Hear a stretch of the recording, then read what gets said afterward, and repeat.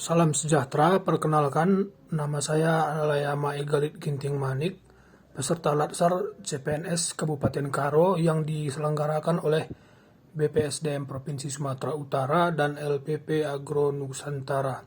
Di sini saya telah membuat sebuah video podcast tentang penerapan nilai-nilai dasar komitmen mutu di unit kerja.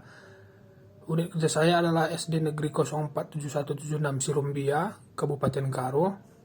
Tugas ini saya laksanakan dalam rangka menyelesaikan tugas yang diberikan oleh Bapak Dr. Andos H. Sobirin, SHMSI, untuk agenda 2. Komitmen mutu dapat diartikan sebagai janji pada diri sendiri atau orang lain yang tercermin dalam tindakan untuk menjaga mutu kinerja pegawai. Adapun komitmen mutu itu memiliki 4 nilai dasar.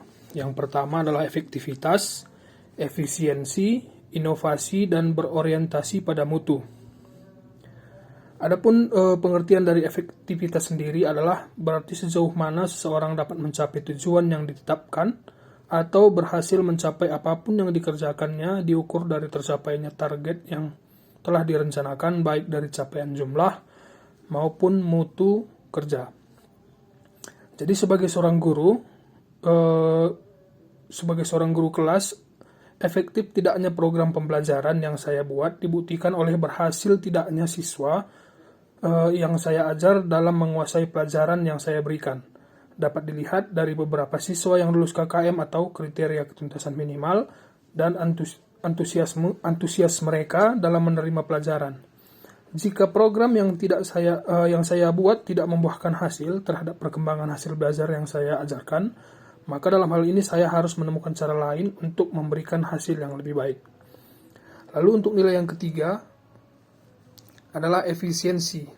Efisiensi sendiri adalah sumber daya yang digunakan untuk mencapai tujuan yang dapat diukur dari penghematan biaya, waktu, tenaga, dan pikiran dalam menyelesaikan kegiatan.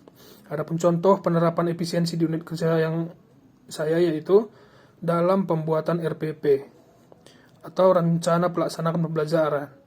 Saya harus menyesuaikan alokasi waktu yang hanya 30 menit dalam satu mata pelajaran dengan banyaknya materi yang telah ditentukan oleh kurikulum. Nilai efisiensi diterapkan di sini, di mana saya harus menyesuaikan waktu, biaya untuk pembuatan media pembelajaran, tenaga, dan pikiran untuk membantu siswa mencapai indikator pembelajarannya. Lalu untuk nilai yang ketiga adalah inovasi. Inovasi yaitu menunjukkan adanya kreativitas aparatur untuk mengembangkan sesuatu yang baru, yang berbeda dari sebelumnya. Sebagai seorang guru, nilai inovasi yang dapat dilakukan yaitu menciptakan ide atau gagasan baru baik dalam strategi, metode, pendekatan maupun media yang digunakan yang fungsinya untuk membangkitkan minat siswa dalam belajar sehingga tujuan pembelajaran dapat tercapai. Lalu untuk nilai yang ketiga yaitu orientasi mutu. Mutu sendiri mencerminkan nilai keunggulan dari jasa yang diberikan kepada pelanggan, dalam hal ini masyarakat, sesuai dengan kebutuhan dan keinginannya. Baik melampaui harapannya, artinya orientasi mutu berfokus pada perbaikan pelayanan yang harus dilakukan oleh aparatur kepada masyarakat.